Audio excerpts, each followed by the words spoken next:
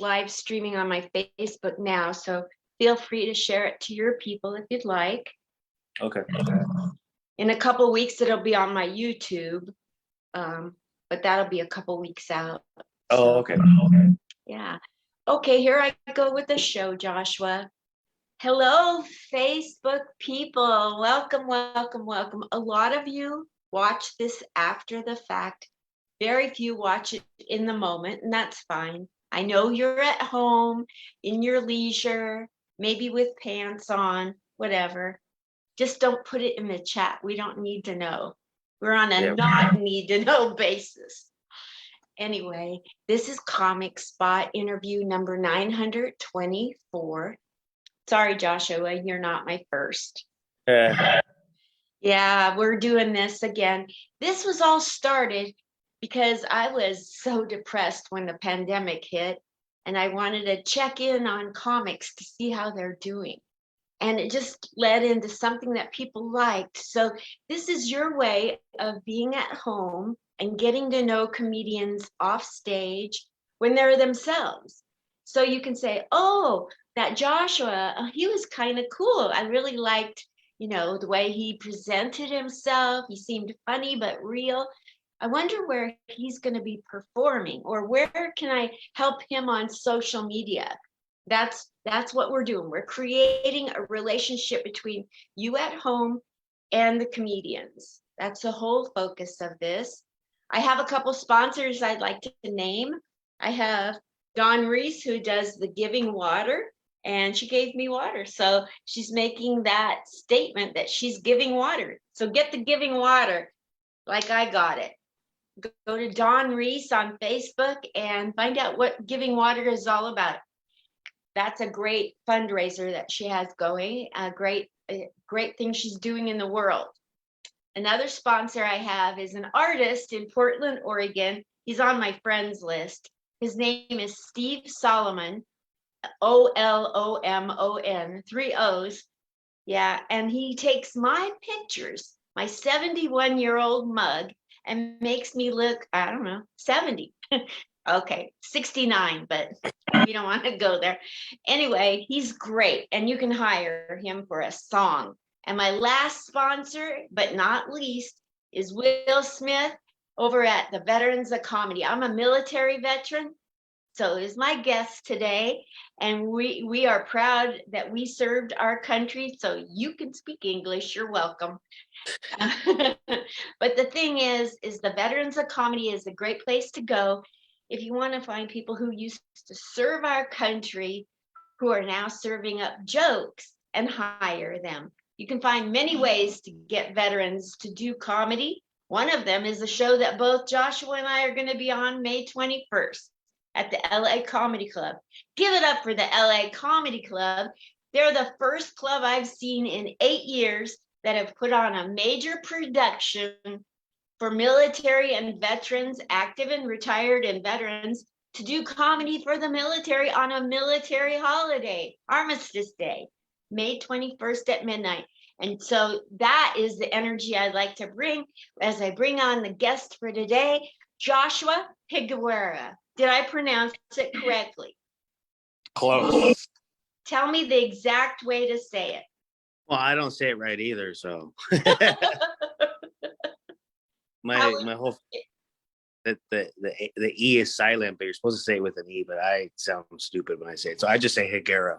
It's Higuera. Higuera? Yeah. Thank you. All right, well, let me read you the intro. This is the hardest thing he has to do, is sit and be patient for me to read his little introduction. Here we go. Joshua Higuera was born and raised in Los Angeles.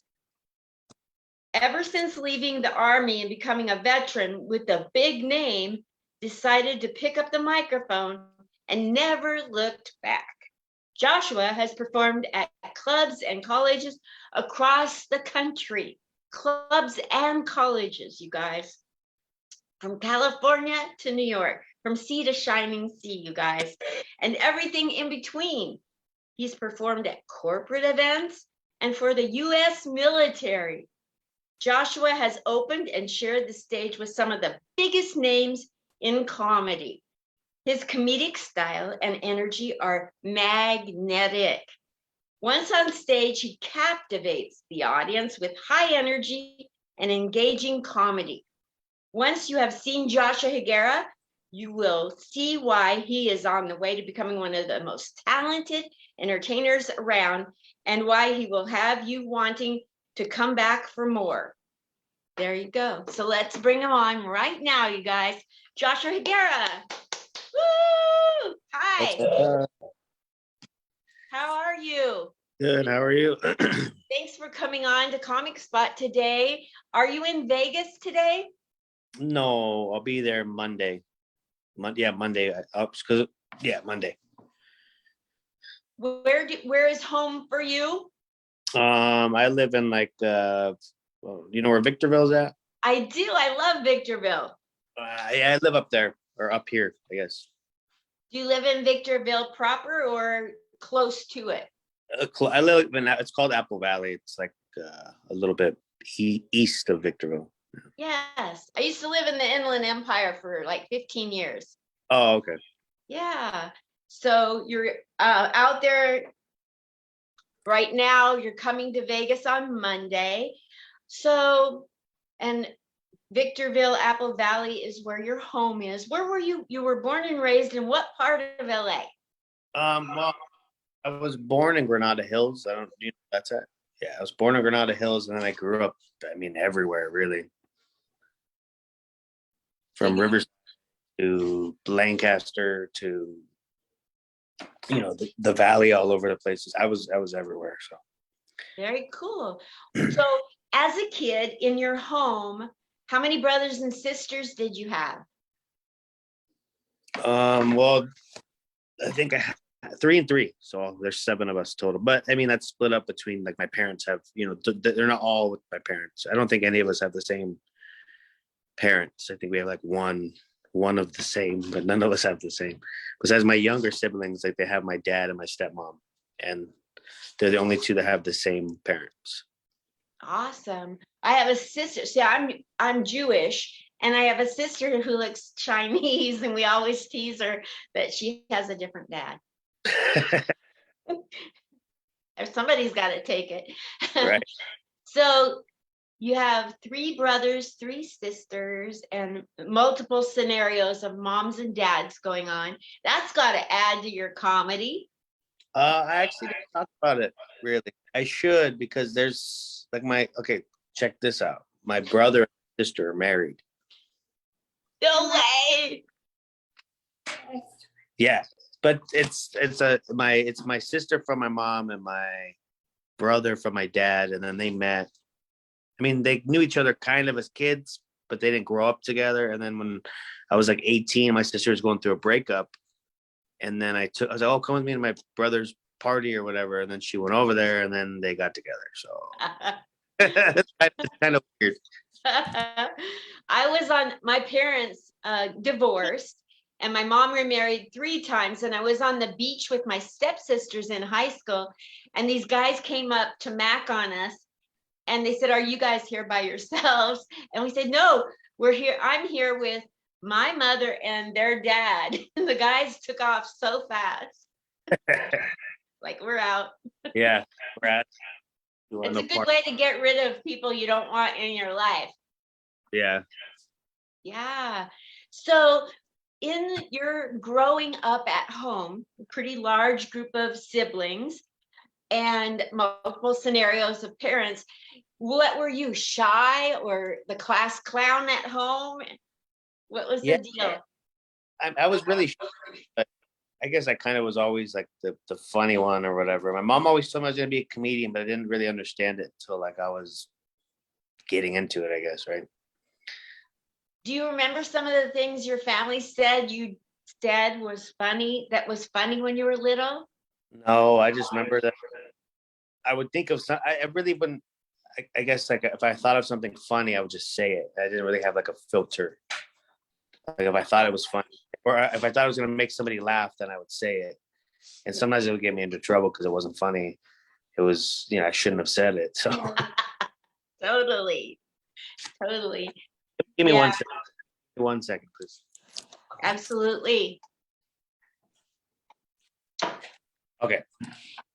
So in school, what were you like? Same. Kind of I would always like yell stuff out in class, or you know, to get. Yeah, if I got a reaction, sometimes I didn't get a reaction, I'd get in trouble. Yes. So when you would yell things out, I mean, I'm sure you had the best intentions, but did you wind up in detention because of it? No, I don't think it ever got that far. Maybe they complained to my parents. One time though, oh no, I think I was in 5th grade. My teacher grabbed me by my face and shoved me up against the wall. And I don't even know what I said to make him mad. I think we were walking back from like when they have those fire drills. Yes. So we're walking back from a fire drill, and I think I was laughing or talking too much or something, and he was telling us to shut up, and we kept talking, and he grabbed me by my face and shoved me up against the wall. And then my dad went in there and made him cry. Oh my goodness. So what were some of your best classes? What did you excel in school besides saying whatever without a filter, talking without a filter? I didn't really.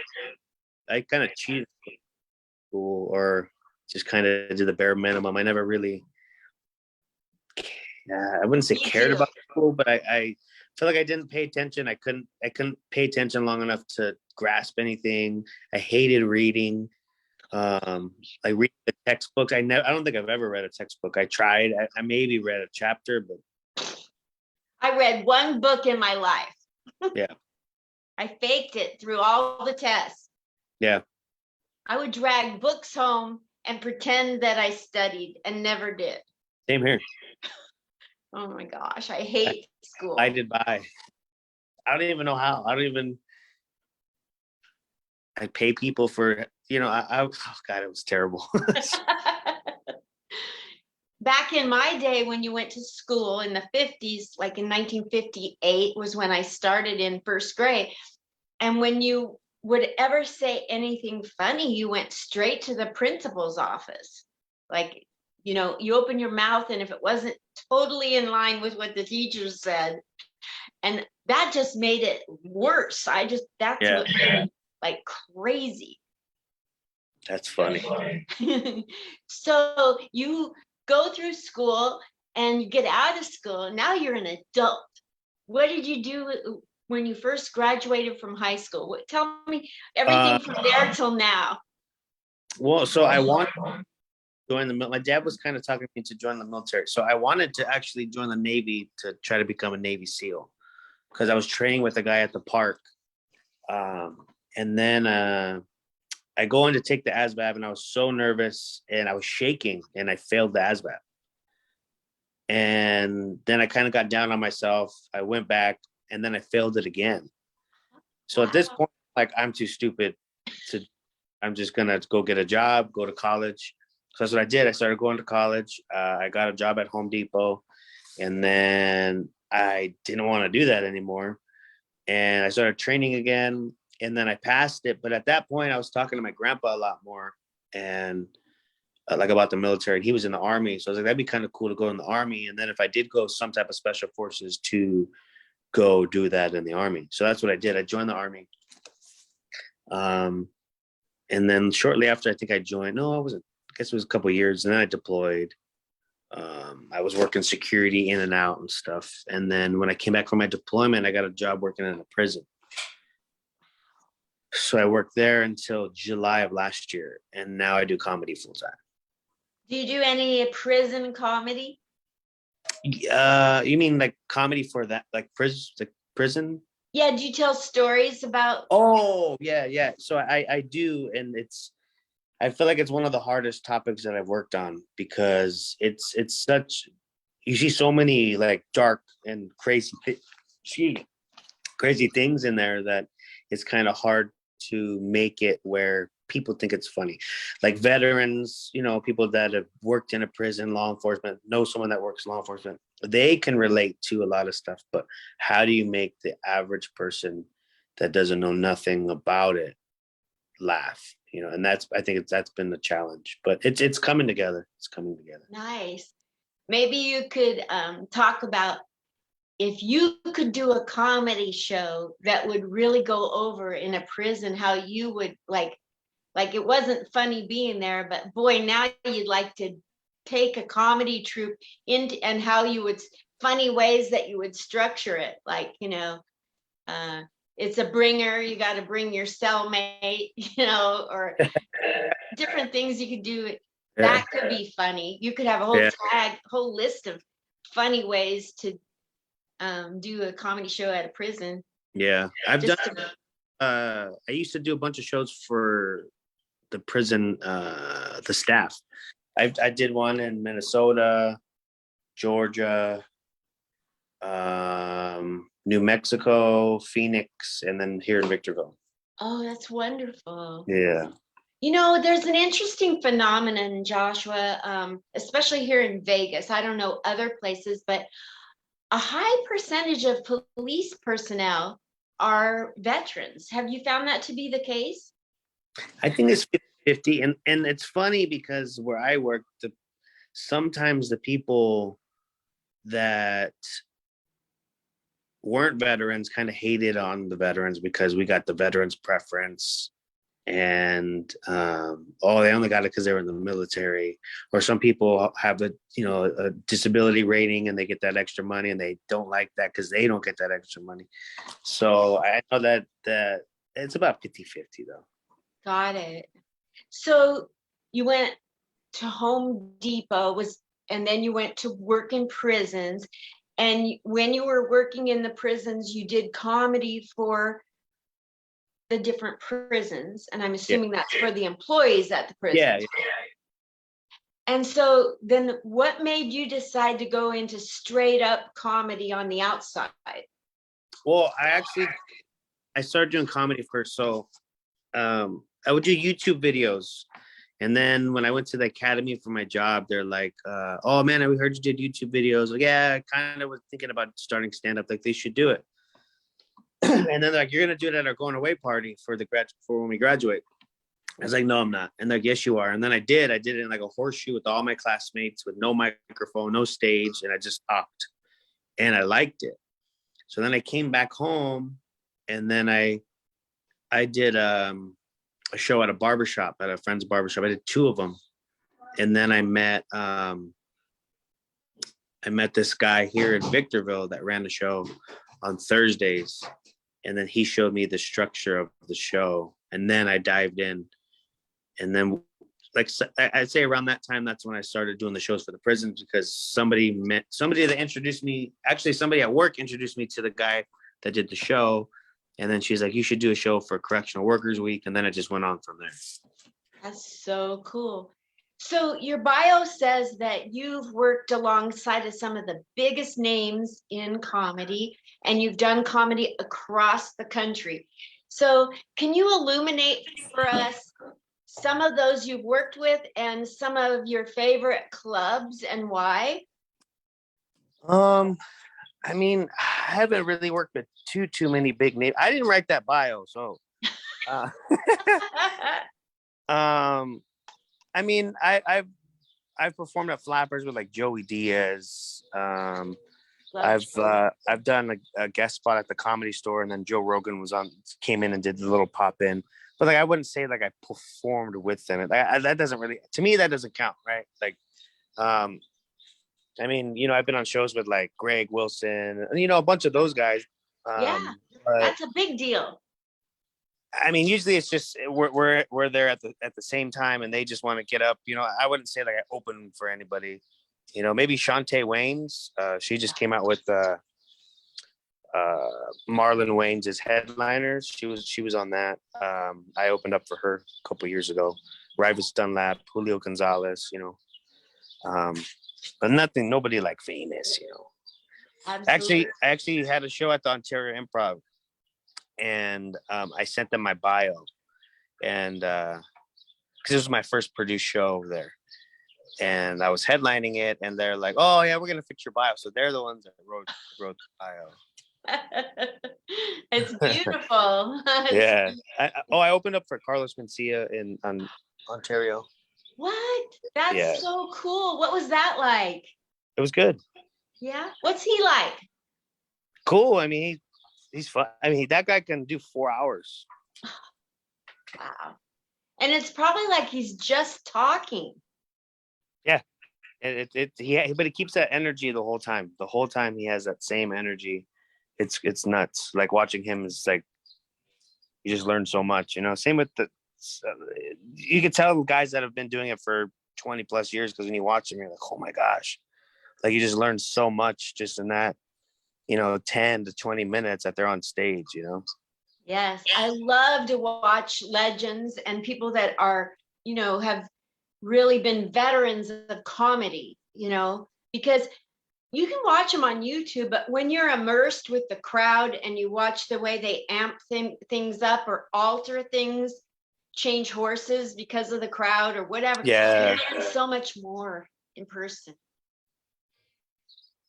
Yeah, it's crazy. It's who I learned a lot from too. He's a Vegas local. Vegas. He lives in Vegas. Is Tricks. Yeah, I love. When I see him perform, like, that dude just kills every time. He's a beast. He does. He just kills. I can watch him over and over, and I can't break down what he's doing. It's that good. Yeah. Same. Shang Forbes is the same way.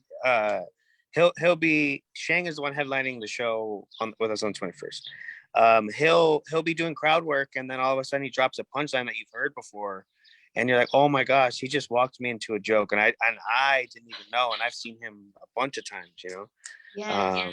It's pretty cool to see that.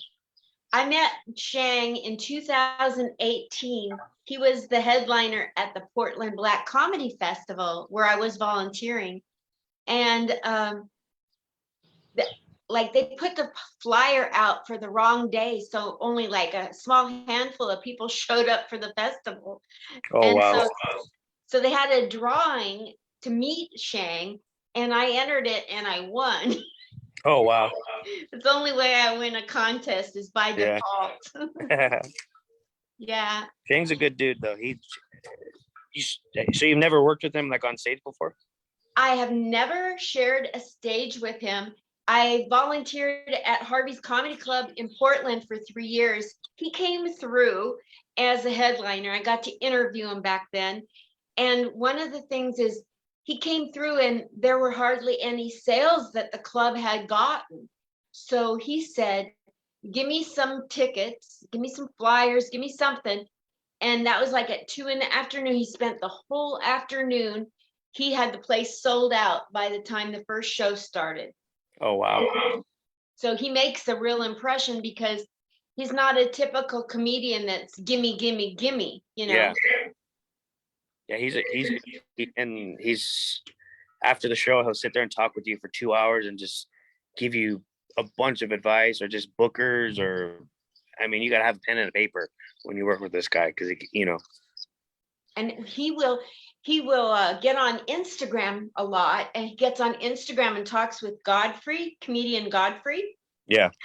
And they talk about how people are hitting it over the fence or falling short of hitting it over the fence. And, for the May 21st show, we all better bring it, or we're going to be a topic on that. I ain't going to be no topic. Yeah, I love Shang. You can banter with him all night long. He's just a great dude. Yeah. Especially for being in comedy for so long, he doesn't have to drop half the knowledge that he does on you, but he does because he loves comedy. Yes, he does. He really loves it. And I've never seen anybody, him and Jimmy Schubert, of all the comedians, maybe Tommy Savit too, that just mystify, and they swing for the fences. I mean, you just lose your SHI. Yeah. Because they go for broke. Yeah.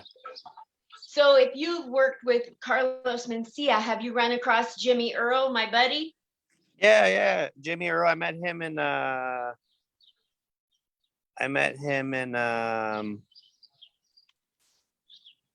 what's it called? Sacramento. Sacramento Punchline. Yeah, he books that a lot. Yeah, he's my Yeah, he buddy. I did a met him. spot with Rivas. Rivas. It was Rivas' show, and then that's when I met him. He's funny. He is. I met him at the Portland Comedy Festival in 2019, and he is like working around Carlos Mencia and others. He has become incredibly funny. Yeah, he's funny. Yeah, he is. Yep, he is. So, what is your goal in life? Who are you off stage? I see you have a beige wall. You're living in a house up there in Apple Valley. What's it like to be your neighbor? Are you married? What's it like to be your husband? Who are you? I don't really talk to my neighbors. I stay to myself. Good policy. I mean, I talk to the neighbor across the street because it helps fix my cars. But other than that, I'm very quiet. I'm not very like spoken, you know, like when they find out that I do comedy, they're like, wait, what? You do what? You know? Yeah, I'm engaged. We got engaged last year, so we're getting married next year, hopefully. Nice.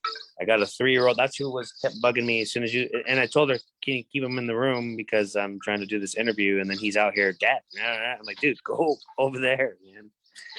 I love that's it why I had to when come outside because they're in the kitchen. I'm like, you can't just stay in the room for. I like it when the family pokes their head into the camera. It's fine. Yeah. It makes it even more interesting, you know? Yeah. Well, he'll talk your ear off, so he'll take over the interview. That's okay. I've had that before. It's fun to watch, you know, how people are different when their children are around. It's kind of funny. Yeah. Yeah, it's good for people to see it too, you know. They get to know you just a little better. Uh-oh. Yeah, so, yeah. Where can people catch you performing before the show at the LA Comedy Club on May 21st? Well, today I'm out in Riverside at Brooks Bar. I run a Monday show every Monday in Lancaster, California. The week of that show is kind of crazy because I'll be in Vegas. So I leave to Vegas Monday. I'm doing a Rob show in Pahrump on Friday, I believe. And then Monday, I have to come back to Apple Valley to do a show. And then Tuesday, I'm at 18 Bins in Vegas. The 18th, I'm with Zach Miller in Huntington Beach. The 19th, I'm at Tempe Improv. The 20th, I'm in Fontana at my show. It's called Chicky Chicky Wings. And then the 21st, I'm at LA Comedy Club. So you run 2 shows in 2 different states? No, 2 different cities. I mean, they might as well be 2 different states. They're freaking far. But I thought you said Montana and California. Oh, no, Fontana. Fontana. Oh, Yeah. Is it close to the old racetrack? I don't know. No. Yeah, I guess with maybe 10, 15 minutes, maybe. You're funny. I don't know. Yeah, no. Because the first time I seen the racetrack was like a month ago, so I'm trying to like put the location with the location. It's probably about 10 minutes from. That's not bad. Not bad at all. No, It's a fun show too. Is it? Yeah. One of these days I'll have to get somebody to drive me out there. You don't want me driving. Yeah, come out and do my shows. I run like the Fontana one's on a Friday. It's once a month on Friday. And then the Monday one is every Monday. So if anytime you want to come out or you know any Vegas people that want to come out, just send them my way and I'll throw them up. I think Skippy Sprinkles, he's driving me out to Flappers so I can catch Marty Ross's show on the 22nd, right after our show. And so maybe I can get him to come out to your shows. Yeah, I don't know what happened. Did my camera turn off? Yeah, it turned off. Let me send you. There you go. Well, where do you want people to follow you? You have a YouTube. Do you want to say the name of your YouTube? It's just my name, I think, right? Joshua Higuera. Okay. I think. And same with Facebook. And are you on Instagram too? Yeah, Instagram is jh.comedy. Wow. Okay. And so we know where you're going to be performing. We know where to follow you. And before I sign off on this 920 whatever interview. That's a lot of episodes. Congratulations. I know. Do you know, it's so hard to remember who everybody was. I have to go back and listen to them because I can't remember everybody's Yeah, stories. I There's some know, right? really good stories out there. So I've had a lot of fun. So what would you like to say to people, if anything, at the close of this interview? Maybe how to be better people, how to be better family, neighbors, comics, anything you want to say to comedians coming behind you or anything, how to be better. Be a good neighbor and stay to Be a good yourself. what? Be a good I said, what? be a good neighbor and stay to yourself. Don't bug your neighbor because sometimes they don't want to talk to you. No, I don't know. I guess I've learned a lot in the last couple of years, and